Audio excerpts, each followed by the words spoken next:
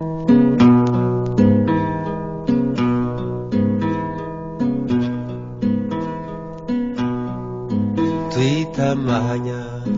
tuyitumukiro tuyitamanya tuyitumukiro yo gatsindwa yo kabyara amafaranga amafaranga amafaranga amafaranga.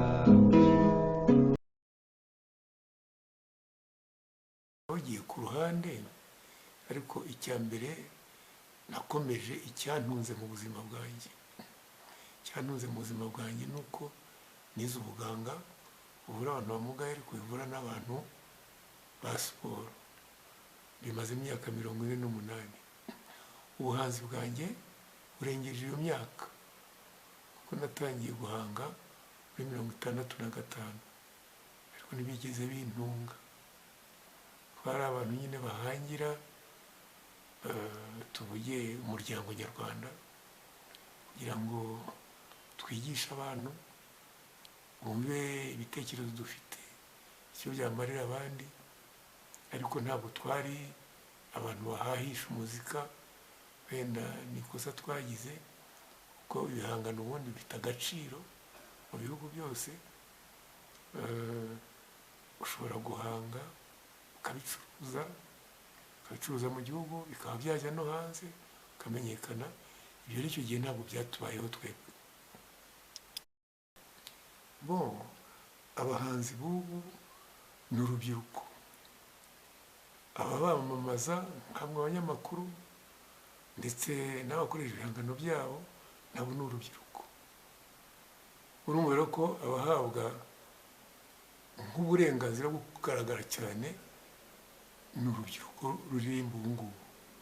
Twebwe rero dushaje menya nta n'udutekereza, kereka hari muri za burakeye cyangwa bakoze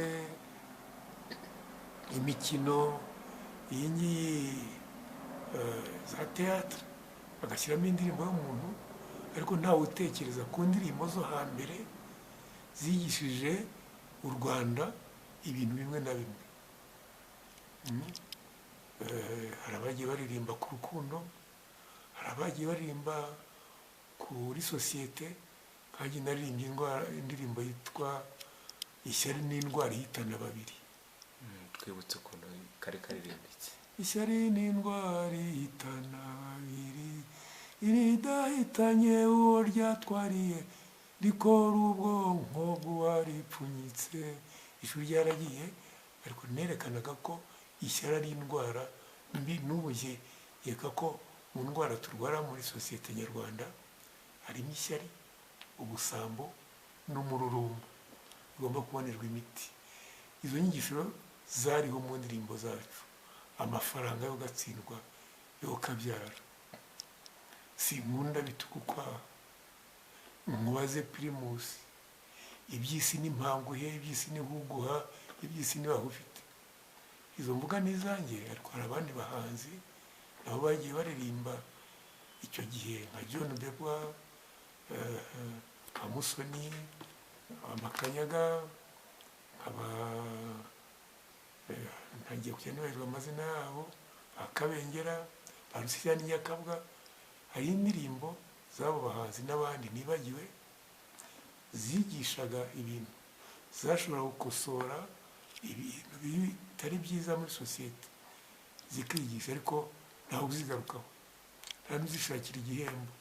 Kuko mu bindi bihugu bahemba n'indirimbo yagiriye akamaro abantu badakurikije ibiriho ubu. Ni iyihe imaze imyaka itagira ingano ihita kuri aya maradiyo ya nayo?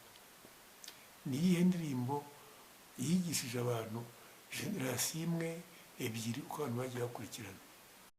Mu Rwanda televiziyo yari itaraza, aho tunyuze wenda bakatumenya kuko bumvise izina ryacu, ntabwo twagomba guhindura. Ubu ngubu abana bibuka Musenyeri Kagame, Ndyohesha Birayi, muri ibyo ya Nyiribiremwa, abibuka indirimbo n'ibisigo bya Rugamba, ibyiruka rya Maheru, abibuka umwe mu bahanzi bari bazwi muri Afurika yose yitwa Mutabaruka Jean Baptiste, wari umusizi wari uzwi na ba Senghor, ba Aimé Césaire. ababibuka ni bande, ntawe ubagarukaho. nicyo kibazo jye mbona gituma mwibagirwa abahanzi bo hambere, bigatuma natwe bitadushishikaza cyane, kuko nta edisiyo dufite ibyo twandika, nta edisiyo y'amasede videwo twagira, kuko birahenze kugira ngo bijyemo kiri kubite inkunga ishobotse. habaga iyo bagusaba abayobozi kujya kuyitanga. nkanjye indirimbo za mbere nahimbye nazihimbiye ikigo cya Gatagara, n'abazizi ni bake, ariko mu minsi ishize nazisubiyemo. nazihimbye muri 65 nibwo zaririmbwe bwa mbere. noneho njya kwiga ibyo kuvura abana bafite ubumuga, ngenda muri 66 ngaruka muri 70 mu Rwanda.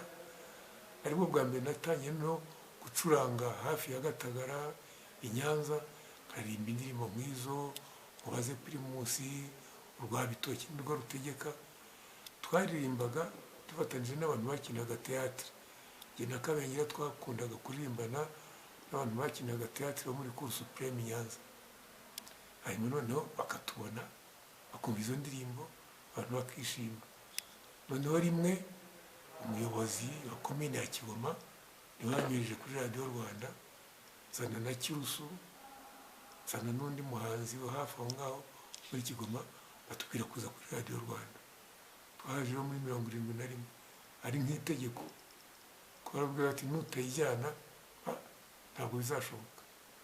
nuko naje kuri studio ya radiyo Rwanda. icyo gihe yabaga hariya bita mu Gikari nyiraho, hari building iri ahantu haruguru y'inkuru nziza, niho hari studio ya radiyo Rwanda.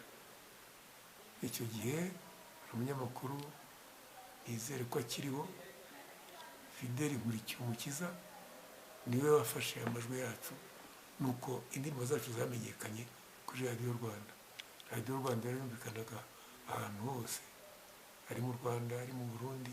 izo ndirimbo zanjye abumvaga radiyo Rwanda barazumvaga nk'abandi bose.